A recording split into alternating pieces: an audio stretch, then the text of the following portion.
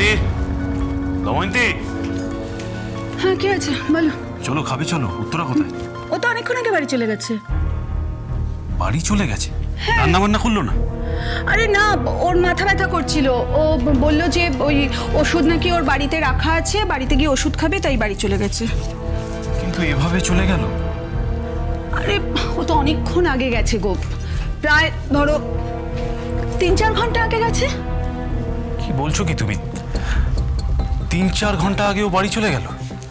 আচ্ছা সঞ্জয়, তুমি এত ফিরতে দেরি করলে কেন?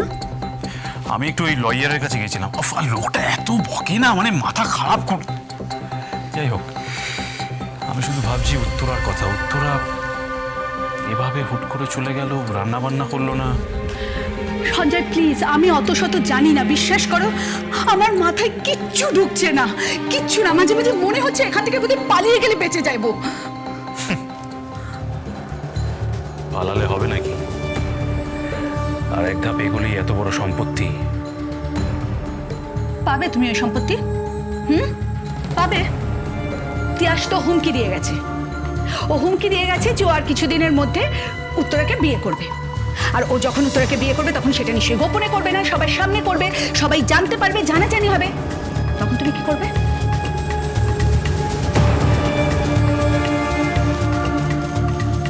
বিয়ের আগে তিয়াসকে মেরে দেব।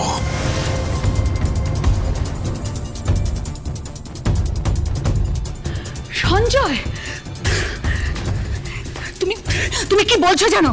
সঞ্জয় একটা কথা কান খুলে শুনে রাখো, কিন্তু এই সম্পত্তির ব্যাপারে আমি তোমার সাথে আছি ঠিক আছে, কিন্তু কোনো খুনোখুনির মধ্যে আমি নেই, আমি সিম্পলি নেই।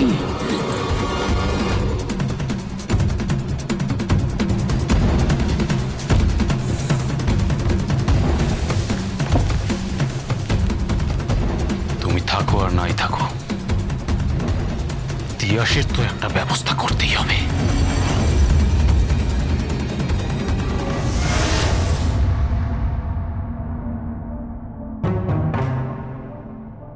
দাঁড়াও, কোথায় ছিলে তুমি এতক্ষণ? মাফ করবেন দাদা, আমাকে সর্বক্ষণ আমি কিন্তু কৈফিয়ত দিয়ে যেতে পারবো না। আমি বাইরে গেছিলাম, তার মানে নিশ্চয়ই আমার কোনো কাজ ছিল। আর তাছাড়া কেন বারবার আপনারা ভুলে যান যে আমিও এ বাড়ির একজন সদস্য? তাই যদি হয় তাহলে তোমার জানি যে আরো বেশি প্রয়োজন ছিল। কে শুনছে আমার সে কথা? মাফ করবেন দাদা, আমি পারবো না কৈফিয়ত দিতে, মাফ করবেন আমার। জেঠু, রাখি মা, কি রে? জেঠু, এই প্যাকেটটা আমাদের বাড়ি থেকেও দিয়ে গেছে, দেখো উপরে নাম লেখা আছে আমার। হ্যাঁ তাই তো দেখছি। আরে কি এটা, খুলে দেখেছিস? হ্যাঁ। কি কই দেখে তো, দেখি কি এটা। বাবা, কি রে? দাঁড়া দাঁড়া, কি?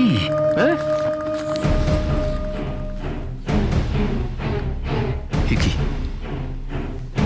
এ তো বেনারসি।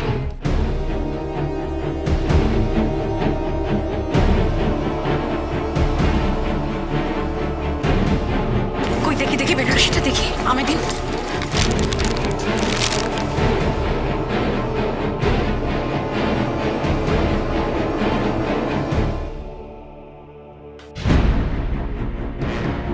কিন্তু বন্ধন, এই বেনারসিটা কোথা থেকে এলো? একটা চিঠিও আছে। কই থেকে যেত? ধর এটা চিঠি। কে লিখেছে? হ্যাঁ, এই বেনারসি পরে স্বাতীর মায়ের বিয়ে হয়েছিল।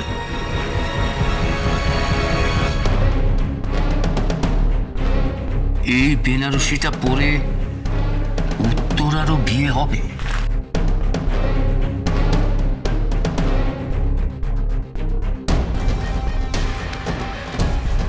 এই শাড়িটা পরে তোমার মায়ের বিয়ে হয়েছিল? হ্যাঁ, এই শাড়িটা আমার মায়ের বিয়ে বেনারসি। কিন্তু এটা কোথা থেকে এলো? আমি জানি না, কেউ বাড়িতে ফেলে গেছে। এই বেনারসিটা তোমার? এই শাড়িটা তোমার? না সোনা, এটা আমার শাড়ি না, এটা আমার মায়ের শাড়ি।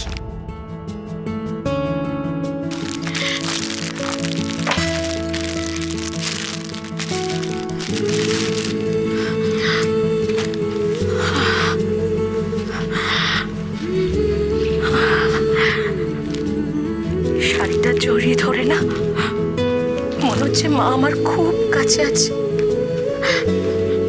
জানেন দাদা, এই শাড়িটাকে বুকে জড়িয়েছি যখন, মনে হচ্ছে মাকে যেন আমি জড়িয়ে ধরেছি। সে নয় বুঝলাম, কিন্তু এই শাড়িটা পাঠানোর অর্থ কি?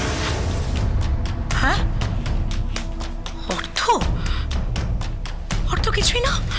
শোনো শোনো, দাঁড়াও, যাবে না। দাদা আমার ভালো লাগছে না, আমাকে যেতে দিন। শাড়িটা কোথায় নিয়ে যাচ্ছ? কোথায় নিয়ে যাব? আমাকে যেতে দিন দাদা। আগে তো বলবে শাড়িটা কেন এসেছে। পুরো চিঠিটা তো আপনি এখনো পড়েননি, পুরোটা পড়লে আপনি নিশ্চয়ই বুঝতে পারবেন। পুরো চিঠিটা?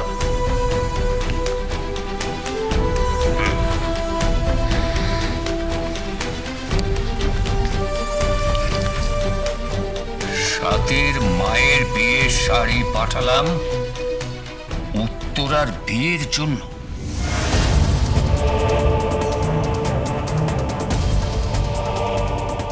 কিন্তু উত্তরা কোথায়? তুমি যদি সাথী হয়ে থাকো তাহলে উত্তরা কোথায়? আমি জানি না। জানি না মানে? এই বেনারসি শাড়িটা পর্যন্ত দিয়ে গেল। কে দিয়ে গেল বলো?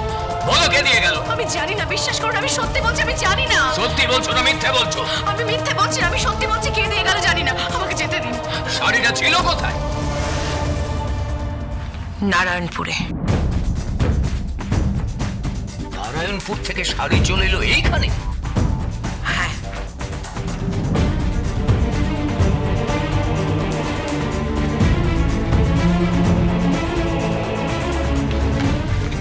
জেঠু, উনি জানেন না? সত্যি? হ্যাঁ তাই তো বলছি। উনি কোথায় ছিলেন? সারা দুপুর তো বাড়িতে ছিল না। কে জানে, হয়তো দাদার বাড়িতে ছিল। কেন? তা কি করে জানো? জীবন